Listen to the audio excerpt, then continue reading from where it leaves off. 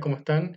Sean todos muy bienvenidos a esta cuarta y última clase de esta fase 2 que ya llegó a su final, pero que también nos quedan las retroalimentaciones de las semanas que vienen para que aquellos estudiantes que aún no vayan al día con sus contenidos puedan avanzar de mejor manera.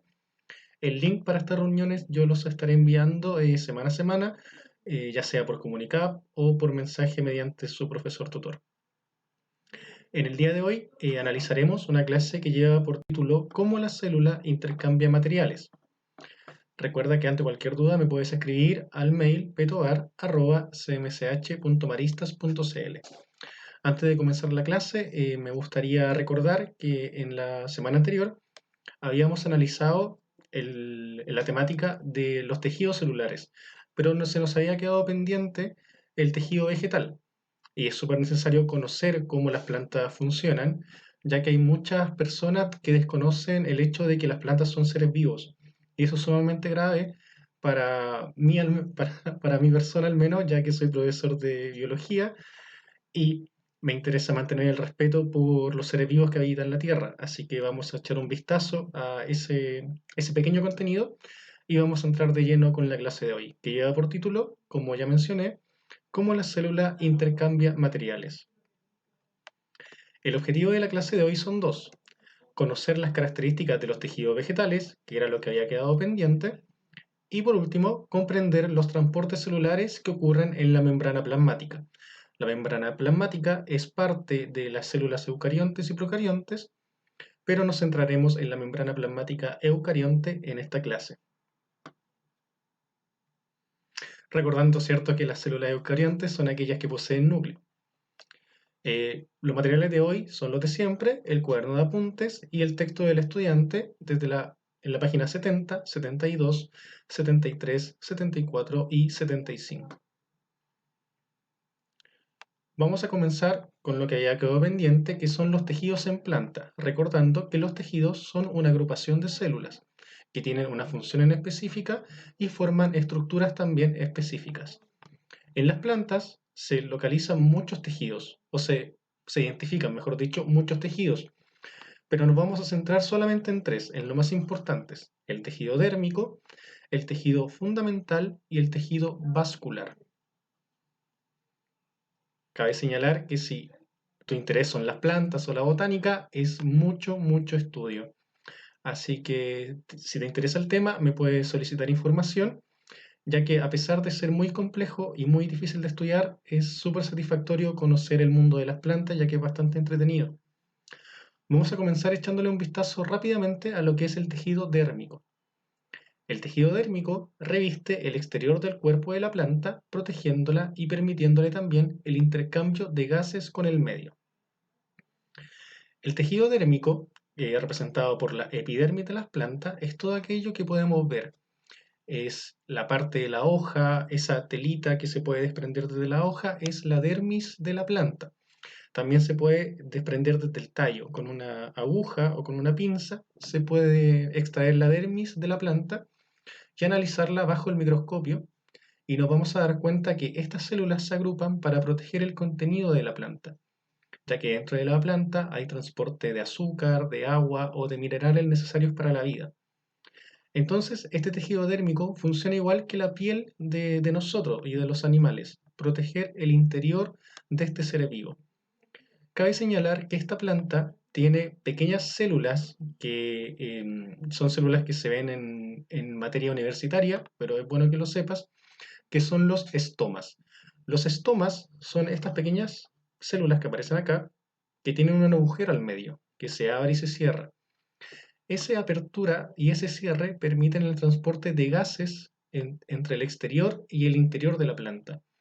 Entonces la dermis le permite a la planta respirar y también le otorga protección. El tejido fundamental de las plantas, por otro lado, aporta principalmente en el almacenamiento de sustancias, en el sostén de la planta y en la síntesis de nutrientes y otras sustancias. El tejido fundamental se encuentra en las hojas y está lleno de cloroplastos. Y recordando la clase anterior, los cloroplastos son organelos, primero que todo, exclusivos de células vegetales y permiten la realización de la fotosíntesis. Una vez que la fotosíntesis se realiza, se sintetizan o se crean o se construyen diferentes nutrientes. Estos nutrientes energéticos quedan almacenados en este tejido fundamental, que si echas un vistazo a un libro de botánica, recibe el nombre de parénquima.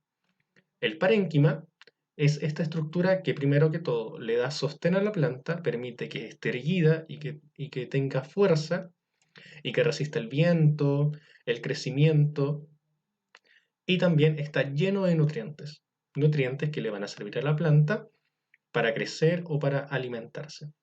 Es súper importante que los árboles o las plantas tengan este tejido fundamental porque un árbol aguanta muchas veces su propio peso. Imagínate la base de un tronco del árbol, un árbol muy grande, cuánto peso o cuánta presión tiene que aguantar esa estructura. Por eso es importante contar con este tejido, ya que le otorga el sostén necesario para permanecer en pie y para afrontar los fuertes vientos del invierno. Y por último, el tejido vascular. Estamos avanzando rápido en este contenido para poder finalizar el de la semana anterior. El tejido vascular se encarga de transportar agua, sales y nutrientes en la planta. El tejido vascular está formado por conductos compuestos de dos materiales, xilema y floema. Y acá tenemos que las aberturas grandes corresponden al xilema y el floema corresponde a estas estructuras pequeñas. Estos canales son un poco complejos de estudiar, pero netamente lo que hacen es transportar agua y transportar nutrientes. El floema lo hace hacia una dirección y el xilema lo hace en otra dirección. Son como carreteras que no están unidas, pero que una va hacia arriba y otra va hacia abajo. Esto produce que el tejido vascular, como bien dice su nombre, transporte el agua y los nutrientes a todo el cuerpo de la planta, así como lo hacen las venas y las arterias en nuestro cuerpo. La función principal entonces del floema y del xilema es transportar aguas y nutrientes desde la raíz hasta el extremo más alejado de las hojas. Entonces ya conocimos los tres tejidos fundamentales de la planta: el tejido vascular, el tejido fundamental y el tejido, dérmico. Y acá tenemos los tres tejidos. Por un lado, el tejido dérmico, el que está por fuera de la planta, el tejido fundamental, que está entre la dermis y el tejido vascular, protegiéndolo, ya que una herida en el tejido vascular impediría el transporte óptimo de aguas y minerales, y bien protegido está el tejido vascular o, en otras palabras, el xilema y el floema. Entonces, los tres tipos de tejidos: dérmico, que es el que está más al centro, el tejido dérmico que está más al exterior, el tejido fundamental que está entre el tejido dérmico y el vascular, y el tejido vascular es el más central de todos. Ahora podemos empezar tranquilamente la clase de hoy. ¿Cómo las células intercambian materiales? Tenemos acá dos tipos de tejidos. Por un lado, el tejido de la sangre, compuesta por glóbulos rojos y linfocitos o glóbulos blancos, y el tejido muscular, compuesta de miocitos, que corresponde a las células musculares, con sus respectivos núcleos a un costado. La pregunta que salta a la vista es: esta célula, por ejemplo, esta gran célula muscular que está acá, ¿tendrá contacto estrecho con la célula que está a su lado? ¿Se comunicarán? ¿O estos glóbulos rojos se comunicarán con el glóbulo rojo que está al lado o con el glóbulo blanco? ¿Habrá transporte de información? ¿O cada célula será independiente de otra, hace lo que quiere, o sintetiza las proteínas que ella estime conveniente? Lo ideal sería que hubiera una comunicación celular, ¿cierto? Que esta célula supiera cuándo poder entrar en síntesis proteica, cuándo poder agruparse, cuándo poder dividirse, etc. Las células sí se comunican entre sí mediante señales o mediante proteínas, y es el contenido que vamos a analizar el día de hoy. Tenemos esta célula eucarionte, porque tiene núcleo, que está representada con diferentes organelos que hemos visto hasta ahora. El núcleo, el retículo endoplasmático rugoso, el liso, el aparato de Golgi. Y aquí, en la zona más exterior, aparece un organelo que no habíamos visto hasta el momento, que es la membrana plasmática. La membrana plasmática permite que la célula posea un cuerpo y permite su protección también. Acá tenemos otra representación. Esto es un modelo celular, no quiere decir que todas las células sean así. Pero todas se constituyen de un núcleo, las eucariontes, un citoplasma, que es esta estructura gelatinosa donde están incrustados los organelos, representados por dos mitocondrias, y rodeando esta célula, protegiéndola, se encuentra la membrana plasmática. La membrana plasmática también puede ser llamada membrana celular. Y vemos algunos canales o algunos receptores con estas pequeñas moléculas que están entrando o saliendo de la célula. La membrana plasmática tiene dos funciones fundamentales. Por un lado, proteger la célula y por el otro, permite el ingreso de proteínas, de nutrientes, de agua, etc. Si esta membrana no existiera, la célula no tendría forma y estaría dispersa, estaría todo su material disperso. Entonces la membrana es como las paredes de la célula, que le permite el ingreso de nutrientes y la mantiene segura. Vamos a ver muchos modelos el día de hoy, pero te los voy a ir explicando poco a poco, porque a los biólogos les encanta hacer dibujos extraños. Este es un modelo de membrana plasmática, la cual está hecha de fosfolípidos, que son dos capas, una en la parte externa y una en la parte interna.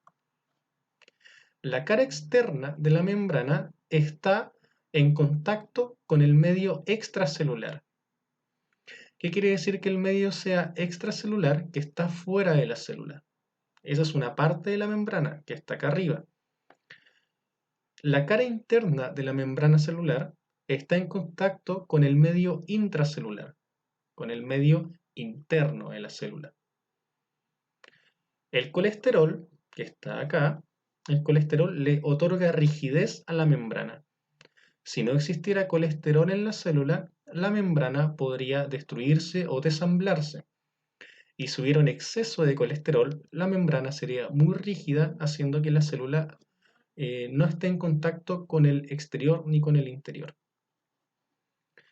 Entonces, a grandes rasgos, esta es una explicación súper compleja de cómo se forma la membrana, pero tienes que quedarte con dos ideas. La membrana plasmática se compone de dos membranas, una exterior y una interior. Entonces tiene contacto con la zona extracelular y con la zona intracelular. Eso es lo más importante. ¿Pero qué es la membrana plasmática? ¿Qué tengo que anotar en mi cuaderno? Lo siguiente. La membrana plasmática está en todas las células y su función es separar el ambiente intra del extracelular. En otras palabras, la membrana me permite tener un área extracelular que está fuera de la célula y un área intracelular que está dentro. Además, regula el transporte de materiales que entran y salen de la célula. Estos materiales pueden entrar de dos maneras a la célula, de forma pasiva o de forma activa. Y este modelo lo explica muy bien. Existe la difusión simple y la difusión facilitada, que es lo que vamos a analizar el día de hoy. Las moléculas que están fuera de la célula pueden entrar de forma simple o alguien le tiene que facilitar la entrada. Sé que esto suena un poco raro, pero mediante vamos avanzando en el video te va a quedar más claro. Lo importante que tienes que destacar es que la membrana permite el ingreso y la salida de moléculas. Y lo permite de dos maneras, de una forma pasiva o de una forma activa.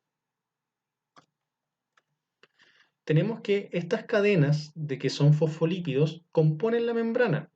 Tiene una cara externa y una cara interna. Acá es lo mismo.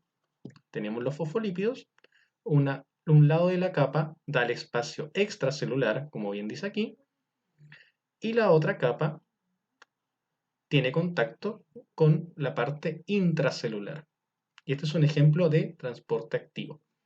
Cuando terminemos la clase vamos a volver a estas imágenes y te lo voy a explicar con mayor claridad. Existen dos tipos de transporte por la célula. Existen los transportes pasivos, que se dividen en difusión simple y difusión facilitada, y están los transportes activos. Y aquí hay un dibujo de un rayo. El transporte activo necesita energía para poder llevarse a cabo, y eso es muy importante que lo notes. El transporte activo requiere de energía y el transporte pasivo no requiere de energía. ¿Cuántos transportes pasivos hay? Dos. La difusión simple y la difusión facilitada. Analizaremos la difusión simple. La difusión simple es un transporte sin gasto energético de moléculas pequeñas, desde donde están más concentradas hacia donde lo están menos, es decir, a favor del gradiente de concentración. El libro define difusión simple, pero lo hace con muchos conceptos que quizás son muy difíciles de comprender y te lo voy a explicar acá. Tenemos este dibujo que está separado por la membrana plasmática, ¿cierto?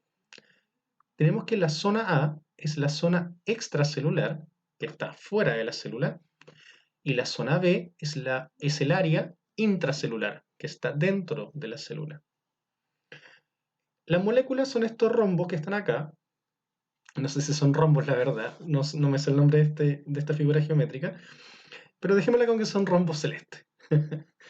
Estos rombos celestes podemos apreciar que hay muchos en el área extracelular, ¿cierto? Y en el área intracelular no hay ninguno. La difusión simple dice que aquellos rombos que están en la zona extracelular y que están en mayor número comienzan a ocupar la zona intracelular. Pueden traspasar la membrana, ya que son moléculas muy chiquititas que pasan entre medio de estos fosfolípidos o entre medio de los componentes de la membrana plasmática. ¿Hasta qué punto van a ingresar estos rombos celestes o estas moléculas? Hasta que esté igualada la zona extracelular con la intracelular. Un ejemplo de molécula que entra de forma simple a la célula es el CO2 o el dióxido de carbono. Si en la zona extracelular hay mucho dióxido de carbono y en la zona intracelular hay muy poco, va a comenzar a difundir o va a comenzar a entrar desde la zona extracelular a la intercelular dióxido de carbono hasta que las dos áreas estén igualadas o con cantidades similares. Entonces, es un transporte a favor del gradiente de concentración. ¿Por qué? Porque desde donde hay más moléculas, entran a donde hay menos. En este caso, desde la zona extracelular, donde hay más concentración, entra a la intracelular, donde hay menos concentración, o en un principio, donde derechamente no había concentración. Esa es la difusión simple. ¿Por qué no gasta energía? Porque las moléculas son muy pequeñas y pasan entre medio de la membrana plasmática. Un ejemplo de esto lo podemos ver en el metro. Este es el metro. Imaginemos que en horario punta, a las 7 de la tarde, cuando se podía salir, el metro iba vacío. Cuando llegaba a una estación muy concurrida como Vicente Valdés o Tobalaba, nos encontrábamos con muchas personas en el andén, ¿cierto? Imaginemos que en ese andén no habían tantas personas y que el metro iba vacío. La gente, ¿cómo iba a entrar? ¿Iba a entrar golpeándose o empujándose? No, ¿cierto? Porque eran pocas personas, poniendo ese ejemplo, eran pocas personas y todas tenían un asiento para cada una. Entonces podían entrar calmadas, sin pelearse, sin empujarse. Lo mismo pasa con la difusión simple. Las moléculas, a pesar de que son bastantes, entran sin problemas a la zona intracelular, así como en el metro. Si cada uno tuviera su lugar, no habría necesidad de empujarse ni de pelear por un asiento, ¿cierto? Tenemos el ejemplo del libro. Tenemos el medio extracelular y el citoplasma, que es parte del medio intracelular, donde estas pelotitas rojas están en mayor cantidad afuera de la célula. Como están en mayor cantidad, van a querer entrar, van a querer ocupar todos los espacios internos hasta que estén los dos medios igualados. Y eso es una difusión simple, porque son pequeñitas y entran sin gastar energía. Otro ejemplo muy bueno a mi parecer que ofrece el libro es lo que pasa con el té. El té tiene mayor concentración en la bolsa, pero cuando se aplica agua caliente, comienza a salir para ocupar los espacios donde no hay té. Tenemos entonces vista y analizada lo que es la difusión simple. Analicemos ahora la difusión facilitada. Las sustancias de mayor tamaño e iones traspasan la membrana mediante proteínas que están incrustadas en la bicapa o a favor del gradiente de concentración sin gastar energía. Más conceptos extraños, ¿cierto? Pero lo vamos a analizar ahora. Tenemos primero que todo, la membrana, por un lado al medio de la imagen, el espacio extracelular y el espacio intracelular. Tenemos que estas pelotitas están en mayor concentración en la parte extracelular y en menor concentración en la parte intracelular. Como estas moléculas son de mayor tamaño que el ejemplo anterior de la difusión facilitada, necesitan que una proteína que está incrustada, ocupando un espacio en la membrana, las tome y las pueda impulsar hacia adentro. Estas partículas son muy grandes, por ende no pasan a través de la membrana plasmática. Necesitan que una proteína acarreadora o facilitadora, se puede llamar de las dos maneras, las tome y las pueda ingresar a favor del gradiente de concentración. ¿Qué quiere decir esto? Que desde una zona con mayor concentración o con mayor cantidad de moléculas va a ocupar el espacio que tiene menor concentración o menor cantidad de moléculas. En otras palabras, el espacio extracelular que tiene más moléculas va a pasar material al espacio intracelular que tiene menos. Entonces, sigamos con el ejemplo del metro. Tenemos que hay muchas personas en el andén, ¿cierto? Y llega un metro a la estación. Imaginemos que el metro tiene el código de expreso de colores, que puede ser línea roja o línea verde. Solo a algunas personas les sirve la línea verde y solo a otras personas les sirve la línea roja. Por ende, van a determinar de qué color es el metro que llega, por ejemplo, si es verde, solo las personas que les sirve ese color van a ingresar al metro. Si este metro tiene el espacio suficiente para albergar a toda esa gente, la gente no necesita golpearse ni empujarse para ir cómoda. Entonces, no gastan energía. Lo mismo pasa acá. Si bien estas moléculas son muy grandes, pueden ingresar por medio de la proteína que les otorga el espacio suficiente para entrar y entrar sin gastar energía. ¿Por qué no gastan energía? Porque van de un lugar con mucha concentración a un lugar con menor concentración. Y por último, analizaremos el transporte activo, que es un tipo de transporte que sí gasta energía. El traspaso de sustancias a través de la membrana, con la ayuda de proteínas transportadoras o bombas, en contra del gradiente de concentración, es decir, desde donde estén menos concentradas hacia donde estén más concentradas. Este mecanismo sí gasta energía.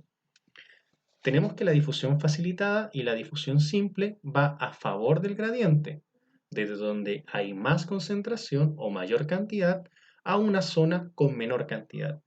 El transporte activo es lo contrario, va en contra del gradiente. Va desde una zona con menor concentración a una zona de mayor concentración. Y lo podemos apreciar acá. Tenemos la membrana y tenemos este símbolo de sodio que está chiquitito y este símbolo de sodio que está más grande. Acá arriba está el medio extracelular y abajo el intracelular. Entonces tenemos una menor cantidad de sodio en la parte del citoplasma y una mayor cantidad de sodio en la zona extracelular. Lo mismo pasa con el potasio. Hay menor cantidad afuera que dentro de la célula. Para que la célula pueda sobrevivir, para que toda nuestra vida pueda sobrevivir, tiene que ser vital que el transporte activo ocurra. El transporte activo se ve más profundamente en segundo medio, pero voy a dar algunos contenidos antes de llegar a ese curso. El ATP es una molécula energética. El ATP permite que de una zona de menor concentración el sodio pase a una de mayor concentración. Y también permite que el potasio ingrese a donde hay mayor concentración. Sé que suena raro, pero esto es vital, porque permite que la célula genere un impulso eléctrico que permite la comunicación entre células de un mismo tejido. Para hacerlo más simple, el transporte activo permite que del medio intracelular, donde hay una menor cantidad de sodio, este sodio pueda salir de la célula a una zona con mayor concentración. Y va en contra del gradiente, ¿por qué? Porque de esta zona que tiene menor concentración, busca salir a una de mayor concentración. Y vamos a dar otro ejemplo del metro. Imagina que el metro va lleno y tú te quieres bajar y toda esta gente te impide hacerlo. Imagina también que en el andén también está lleno de personas, de bolsos, que te permiten salir y tú necesitas salir del metro. Tú vas a tener que, no es que lo hagas, no te estoy aconsejando eso, pero vas a tener que empujar a la gente, pedir permiso, pegar codazos, hacer lo que sea para poder salir, porque además las puertas se están cerrando. Lo mismo pasa acá. Como este sodio quiere escapar, necesita energía. ¿Y quién le da energía? El ATP. Y el ATP lo creaba la mitocondria, recordando clases anteriores. Quiero que te quedes con eso y lo profundizaremos ya cuando volvamos a clases presenciales o en algún curso en segundo medio, pero netamente el transporte activo permite la salida o el ingreso de partículas en contra del gradiente, desde una zona de menor concentración a una de mayor concentración.